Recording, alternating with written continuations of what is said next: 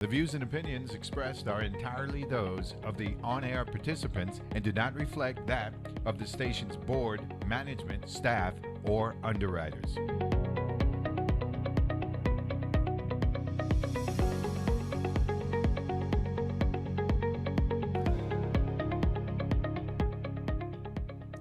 Good afternoon and welcome to the Commissioner's Corner, brought to you by the Virgin Islands Department of Education.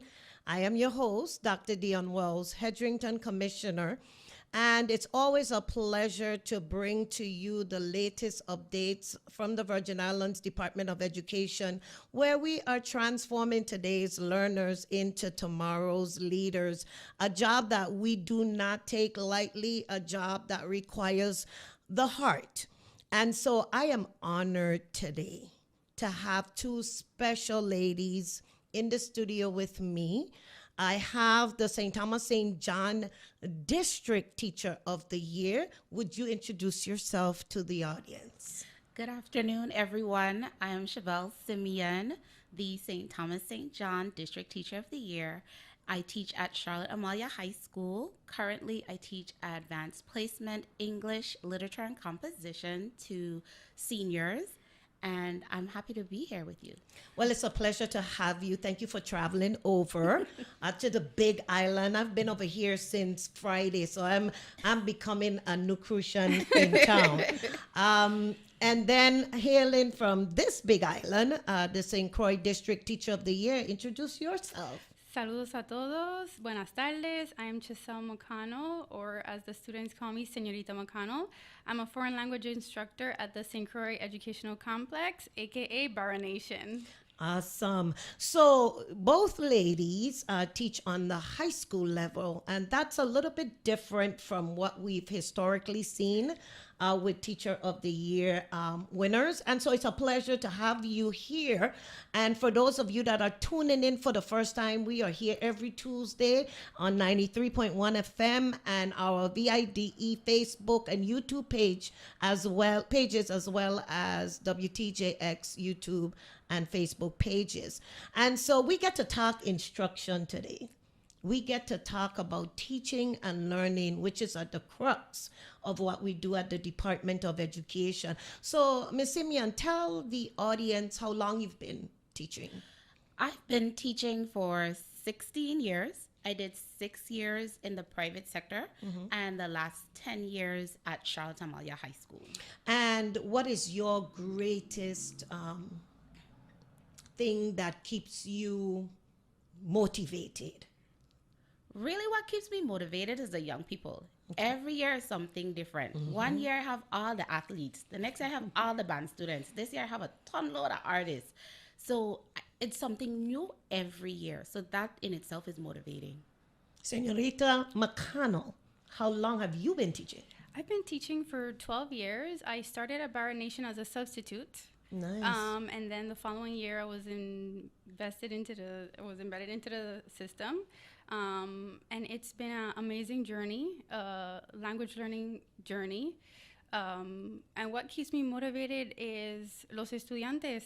They bring a smile to my face every day, and embracing their smiles as well is a great joy. And most of all, learning with them. We learn so much. It's not only about learning a new language, but learning a culture, and having and seeing them learn another culture with me is rewarding, and they're truly our motivation and joy. Excellent. So I often tell people that I am radically student-centered.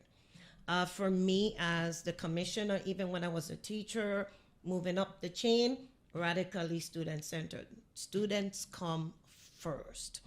And so since you interact so much with students, you know, we have a lot of our parents and our guardians listening on live, or maybe go back and listen. What would you say to parents to keep them encouraged in making sure that students are prepared? Señorita McConnell. I would say I want to thank parents, because luckily I have students that, I want to highlight parents that come to me and say thank you for all that you do My child adores you. The other day, my mom sent me a message telling me, you have a student that loves you. I'm like, which one? And she said that this mom doesn't know me, but they recognize you through me, and just wanted to say thank you. So I just want to say thank you to the parents for having those dialogues and asking their children, how was your day, and enabling them to have those conversations in which of course they highlight their day, but I'm so grateful that they're able to talk about me, and that's so rewarding. But my advice to parents is just to continue having those dialogues with them, and sharing positivity with them, supporting them, and embracing their diversity, what they bring to the table. I love how parents allow their children to be independent. Some of them work. Sometimes it's hefty, but they give them that responsibility. I have students that says, my mommy makes breakfast for me every day, and I had bacon and waffles this morning. So thank you to the parents that do that. It makes a world of a difference. It helps our school culture, and you guys are amazing. So continue to do that. So continue to show the support to that yes. you are. What would you say? I'm going to Ms. piggyback Simeon? off of that. At the high school level, sometimes parents lose the reins. Yes. And from my experience, I find that when parents are still actively involved, even at the high school level, the students do better. Yes. Like I have students who, even their grandparents come in, and I love that. I have an open door policy. Come, let's talk. How can we help? One of my strategies is at the beginning of a semester, I'll make what I call the good phone call. I get aligned on the same side with the parents. Right. Like, I just love how Johnny did this project. I mean, he really followed the rubric. Everything was great. Just in case later on, I have to make that phone call that says, Johnny is not doing the homework. Correct. And so the parent knows that I'm invested in their child. In our community, people like to say, you don't like my child. Well, you can't say that because I called you 2 months ago and said Johnny was great. Right. So I really love when parents stay involved, even at the high school level. Check in, send an email. If we give you our number, you could text us, be respectful of time, but stay involved. It's really important. Excellent. And one of the things that I would like to add to that is that I see parents as a critical partner. Yes. And parents are the child's first advocate. And as an advocate, you have rights. You have the responsibility of checking in, making sure that everything is going well, that your students are succeeding, that the teachers are actually teaching. I had the opportunity of being interviewed recently in Miami by one of my partners who has provided the leadership training here in the territory to my senior cabinet principals, assistant principals, etc. And he said that teachers have to get the permission from the students to teach them. And I thought that was a powerful statement, because we have to realize that we are in this business because of the students. Correct. And so the students have to remain at the focal point for all of us in our different capacities. And so tell me about your students, because a lot of times you will hear negative stuff about students. Students have changed, behaviors have changed, it's more challenging, teachers are being burnt out, all the things about the students that we serve today. But one of the things, when I started to teach back in 1993, my mom was an educator, and she said to me, I don't care what a child does in your classroom, you never write anybody's child off.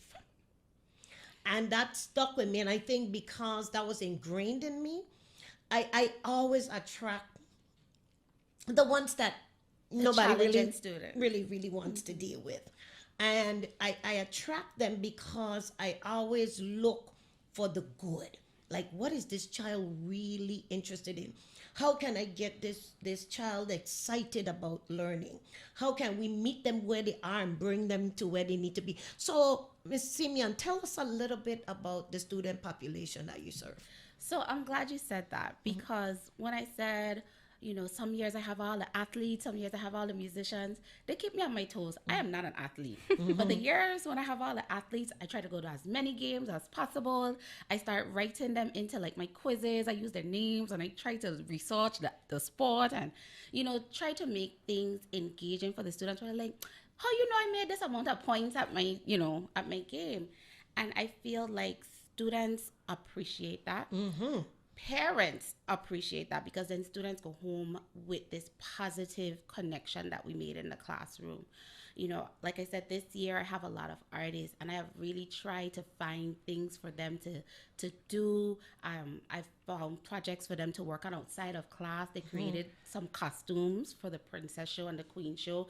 And these are students that often aren't looked at for their art because they're an AP. So they're boxed into being scholars. Right. But they want to go to design school. Right. So why not try to blend the two? I'll take my AP scholar and give them an avenue for their art.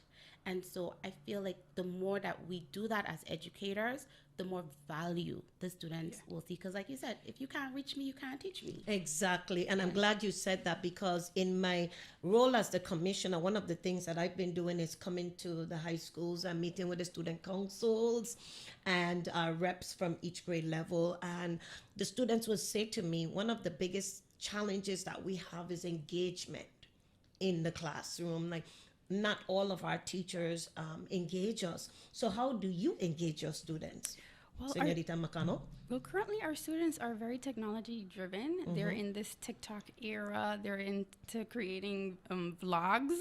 So one thing that I embrace about my students this year is vlogging.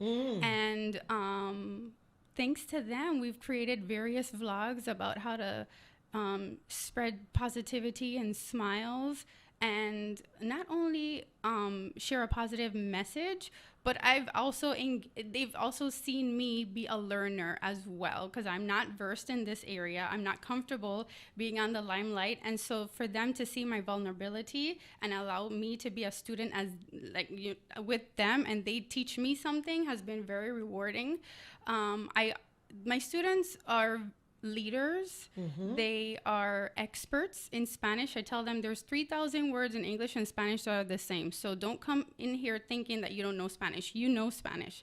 So they embrace that. They take that leadership role. I build connections with them. I know sometimes we talk about different artists. They're musicians. They create arts through words in Espanol and English. And so they're a diverse community. We have to embrace the technology. I appreciate what they bring to the table. I allow them to teach all of us something. And I also allow them to teach me something. So today I had one that told me, Miss McConnell, I'm smarter than you. You gave me this wrong, and I figured it out, and I got it correct. I'm like, you're amazing. And I allow them to feel that way, because they truly are. They are experts. They're amazing beings. And I appreciate that. I appreciate them allowing me to be a learner with them. Excellent. And so as we're learning together, I want us to talk a little bit about artificial intelligence. And in one of our senior leadership trainings, the presenter introduced us to ChatGPT and some other sites that could help us to, fix our correspondence or research a different, for example, I put in, can you tell me or give me a response for proposal for playground equipment? The whole thing came out. And so artificial intelligence is here. How do we embrace it? And how do we teach our students to responsibly use it? Ms. Simeon? I am a proponent for students using artificial intelligence appropriately. Okay. To the point where I actually did a mini lesson with my seniors as to what is the appropriate and inappropriate use of artificial intelligence. So we talked about the writing process and their various steps, and I was like, where in this process do you think something like ChatGPT would come into play? And they started to tell me, like, in the organization step, but I said, no. The ideas have to be yours. Right. The voice has to be yours. And so I think when we start to think about artificial intelligence and how to, use it in the classroom, we have to talk about student voice. First, we have to let them know their voice matters and is important. And when they feel that that's true, then we could talk about how to use artificial intelligence. So the conversation and lesson went into later in the process, when you've already established what you want to say, you may need some help revising, moving some sentences around, looking at your grammar, your syntax, and then you can solicit some help. It's like giving somebody else your paper to read, right? A second eye. And so when we look at it that way, it's another resource. It's another tool. Because if we tell them don't use it, and I'm glad you said that, because in my conversation with the students, I said, well, it's a tool to supplement. Correct. Not to supplant. It's an artificial editor. Right. When you don't have a human one, you use the online one. You use the online one. So let me ask you this, Señorita McConnell. What is your take on cell phone usage in classrooms, in schools? Well, it's important that when we're establishing our norms in the beginning of the school year, that we establish rules and norms. I said, when we're teaching, if I give you a cue, cell phones away. I think once they're used responsibly, they're highly effective. I mean, sometimes our internet is it's not working, so they have their cell phones. What I love about cell phones as well, which has helped me a lot, is that they could record their audios. Sometimes I'm in a big classroom, I can't meet with them, but they could record their pronunciation, and they send it to me, and I listen to them. So it's very useful, it's practical, it's at hand, but of course you have to teach them how to use it responsibly. When we're doing tests, they all know that the cell phone goes inside their book bag, they put it in the back of the classroom, or some days we're like, no cell phone, no celular, they put it away, and we just use our cognitive, their brilliance, and we have to teach them how to use it responsibly and use it effectively. And I'm glad both of you said that, because in my conversations with students, I had one student from Charlotte Amalia High School say to me that she feels that artificial intelligence is dumbing down our society. And she says, I know for a fact that some of my classmates use it to write their paragraphs, to answer questions. And, when artificial intelligence goes away, Dr. Hedrington, what are they going to do? And, you said it, Ms. Simeon, that you have to teach them how to use it as a resource, not as the source. Correct. You are the source, and knowing the basic skills and so forth that they need to master in order to be successful in their future endeavors is what you guys do daily in your classroom. So I commend you both for that. As the teacher of the year, that means you're exceptional. For those of you that are listening, these are top line individuals when it comes to instruction. What is one area that you feel as a department we still need to work on when it comes to instruction? One area that I feel we need to work on is providing opportunities for the neurodivergent. As an AP teacher, I have students who are considered at the very top of their classes. But I'm also a mother of 2 young boys who are in the public school system, and they are in special education. And so I see the gamut between the two. And many years ago, I think it was the state director of special education at the time told me, that AP classes is technically special education. And I said, well, I never thought about that. She's like, well, the gifted and talented are also special. And I think because there's such a stigma in our community with the word special education, that it doesn't get the attention it needs in terms of opportunities. So I would love to see us as a department create more opportunities around not only the gifted and talented, but our students that need more support. More support, yes. Excellent. What about you? I would say the social emotional development. I think we were at home for 2 years. Our students, they are adapting to being in school. Our teachers are receiving training, but to have more opportunities for them, more therapists be able to have a specific person to go to, although we're all their therapist at times. Right. But to teach our youth how to regulate those emotions through positive messages, teach our students how to be empathetic, because that has been lost. So more opportunities in regards to more training in regards to social emotional development strategies for not only for we get training, but also training for students, have them participate in workshops, and let it be student-led as well. So that's one area that I feel that we need to highlight, because our students are in need of positive spirits and learn how to regulate those emotions, because sometimes with puberty and hormones, it's all over the place. Even as adults, Yes, sometimes yes. we struggle with just maneuvering our day-to-day Yes, lives. and And so how does a 13-year-old, some 12, 15 do it? And one of the things that I had the opportunity to engage in is a dialogue with some nonprofits this past week here in St. Croix.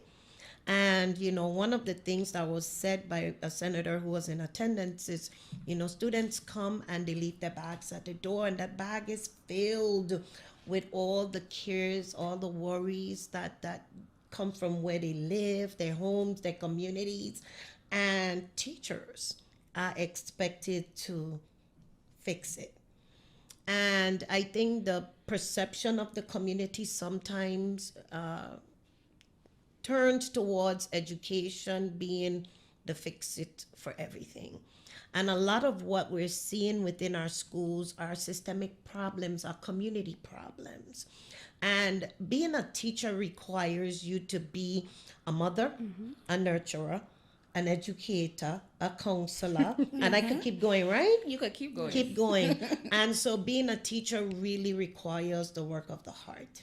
And so I just commend you ladies for even, sticking it out, because a lot of teachers leave the profession because they just can't handle the diversity or the issues that we're seeing with students, or the load and responsibilities that come with being an effective teacher. So when I see both of you, I see a model teacher, and I'm always looking for ways to maximize on talent, because I don't think as educators we need to bring people from outside to train our own. I feel like we have so much excellent teachers Educators, yes. in the public school system that we just need to tap into. And what makes it even more meaningful to an educator is being taught by your own peer. And so do you guys ever have opportunities within your buildings to do any type of professional development, any work with your colleagues? If they're struggling in a certain area, offering suggestion, is there opportunities for collaboration? Go ahead. Of course. Okay. During the pandemic, I was given the charge to teach our my fellow colleagues how to use Teams. Okay. And it was a beautiful experience, because at that time I was not versed too much in Teams, but I was versed in Schoology. So during that that workshop, I had a wonderful teacher, Barbara Daniels, amazing music teacher. She saw that I was struggling, and she chimed in and taught all of us and supported me, because I was like, okay, I watched a bunch of YouTube videos. So I was so grateful during that time that although we were virtual, it allowed me to give professional development, not only learn from colleagues, but also give professional developments on how to use Schoology effectively. And then we also learned how to use the Jamboard. So I learned from a colleague how to use the Jamboard, which is a Google application. But during our professional developments, they always highlight specific departments to teach colleagues. And so I've been fortunate enough to not only they used to call me the Canva Queen, but I'm not the Canva Queen anymore, because another teacher took that title. But in our school community, we have the drama club. We have different teachers who are experts that they embrace, and not only that, but they showcase their work through their students, because their students' work showcase all their influence. So it's we've had opportunities to teach each other. I tell them, they come to me to figure out how to sync grades from Schoology to Power School, or how to use Canva. So I'm forever grateful for and not only that, although I might be versed, but there are times that I don't know something. So by them asking me that question, I learn more. So I'm grateful for those opportunities. What about you, Miss Simeon? I've had opportunities to do professional development sessions at the school-wide level, not as many as I have at the department level. So within the English department, my colleagues will come in like, what are you doing with this? Oh, you reading this? What did you do? And so we would, brainstorm, and we would collaborate and do things that way. I would love to have the opportunity to do more school-wide. The last one I did was on annotating, showing students how to annotate effectively, and then how to make inferences based on those annotations. But that was some time ago. So guess what?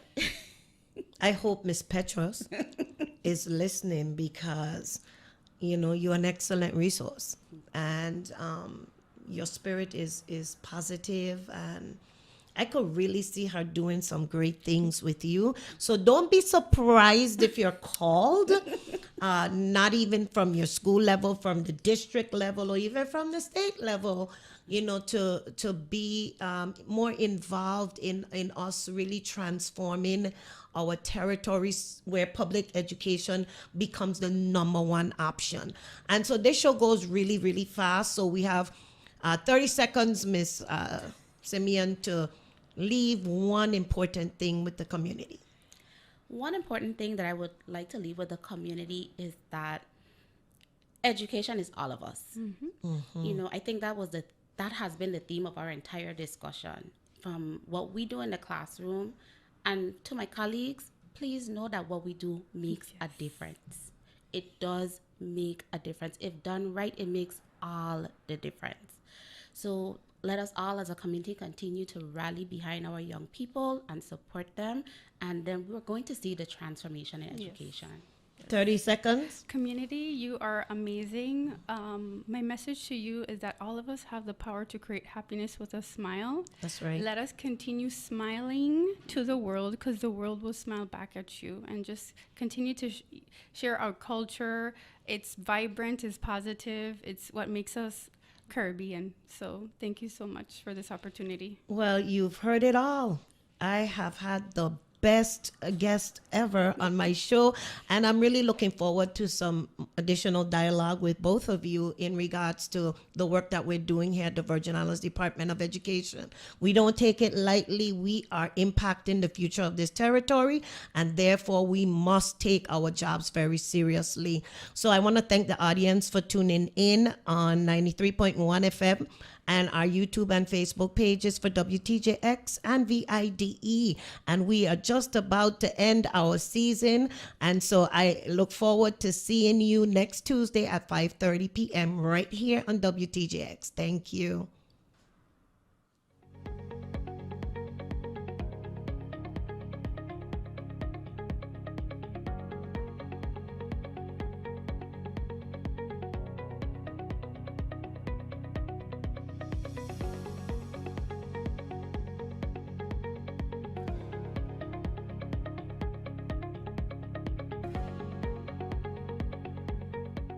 The views and opinions expressed are entirely those of the on-air participants and do not reflect that of the station's board, management, staff, or underwriters.